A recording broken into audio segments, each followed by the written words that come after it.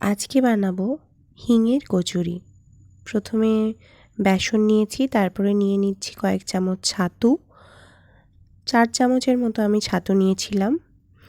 তারপরে এতে দিয়ে দিচ্ছি কিছুটা লবণ। তারপরে দিয়ে দিচ্ছি এর মধ্যে কিছুটা কালো জিরে এবং হিং। অবশ্যই হিং দিতে হবে অনেকটা।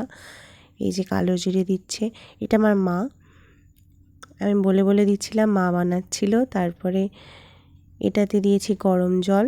আমার ছেলে কখন হবে মাথা খারাপ করে দিচ্ছে। এই যে ডোটা, এরপর মা যে ময়দাটা মেখেছিল তার মধ্যে এটা দিয়ে দিচ্ছে পুরটা।